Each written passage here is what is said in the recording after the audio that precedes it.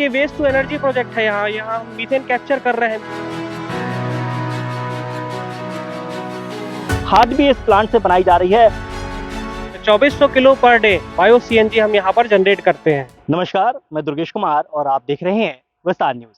आने वाला वक्त ग्रीन एनर्जी का है, इसलिए वेस्ट टू एनर्जी के कॉन्सेप्ट पर जबलपुर में बायो सीएनजी प्लांट बनकर तैयार हो गया है।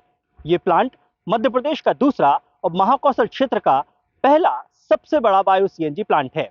और आज मैं आपको अपनी इस खबर में इस प्लांट के बारे में विस्तार से बताऊंगा। तो इस वक्त मैं जिस प्लांट पे मौजूद हूँ, ये बायो सीएनजी प्लांट है और जैसा कि दावा है कि मध्य प्रदेश का दूसरा सबसे बड़ा बायो सीएनजी प्लांट है।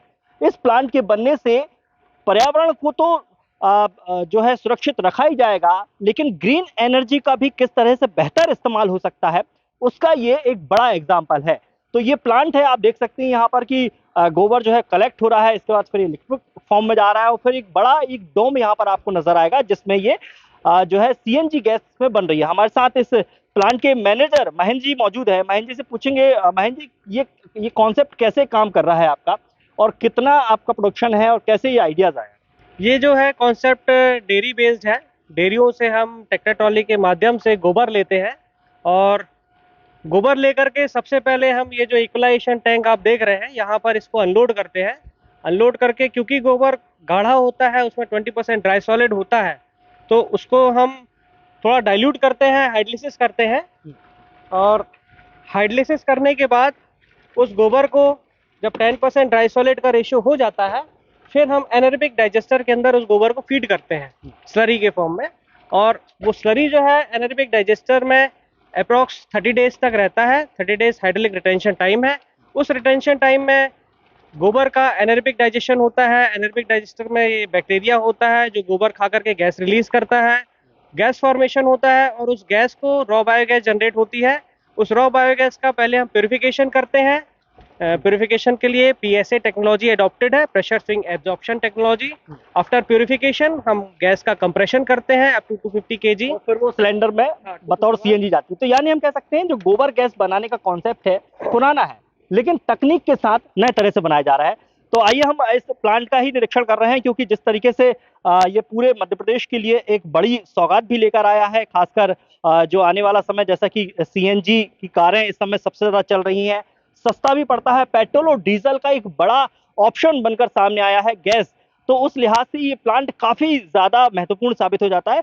महेंद्र जी, हम आपसे ये जानना चाहेंगे कि ये इसका प्रोडक्शन कितना है, कितना गोबर आप रोजाना ले रहे हैं और कितनी गैस जो है बनाने की क्षमता है? प्लांट में हम रोजाना 150 टन पर डे गोबर लेते हैं। अप्रॉक्स 75 ट्रॉली गोबर हो जाता है ये। और पर डे जो गैस प्रोडक्शन है 2400 kilo per day bio CNG हम यहाँ पर जनरेट करते हैं। और ये एक साइंटिफिक वे में गोबर का एक ट्रीटमेंट हो रहा है और इससे जो इन्वायरमेंट पोल्यूशन है वो भी कंट्रोल हो रहा है। बाई प्रोडक्ट में ऑर्गेनिक फर्टिलाइजर हम जनरेट कर रहे हैं सॉलिड लिक्विड फॉर्म में। और एक ये वेस्ट टू एनर्जी प्रोजेक्ट है। यहाँ हम मीथेन कैप्चर कर रहे हैं, मीथेन कैप्चर प्रोजेक्ट है, कार्बन एमिशन कंट्रोल कर रहे हैं और इसके लिए हमें कार्बन क्रेडिट भी इन फ्यूचर हमें प्राप्त होगा। बिल्कुल, यानी आम के आम और गुठलियों के दाम, क्योंकि जैसा महेंद्र जी ने बताया, यहाँ पर न केवल सीएनजी बन रही है बल्कि मीथेन भी बन रही है। इसके साथ साथ खाद भी, जो खेतों के लिए एक अमृत के समान काम करती है, वो खाद भी इस प्लांट से बनाई जा रही है। जो तरल खाद है वो भी किसानों को फ्री दी जा रही है। तो निश्चित तौर पर ये जो प्लांट है वो आने वाले वक्त में और भी ज्यादा बड़ा होगा, क्योंकि जिस तरीके से प्रोडक्शन इस सीएनजी गैस का हो रहा है, तो दो बड़ी समस्याएं इस प्लांट के बनने से खत्म हुई है। क्योंकि जबलपुर के क्षेत्र में डेयरियों से निकलने वाला अपशिष्ट पदार्थ सबसे ज्यादा समस्या नदियों के लिए खड़ी कर रहा था। इस मामले को लेकर हाईकोर्ट में तक पिटीशन दायर हुई और हाईकोर्ट ने कई दिशा निर्देश दिए कि डेयरियों से निकलने वाले गोबर को नदियों में ना मिलाया जाए, लेकिन उसके बावजूद भी ऐसा लगातार होता रहा।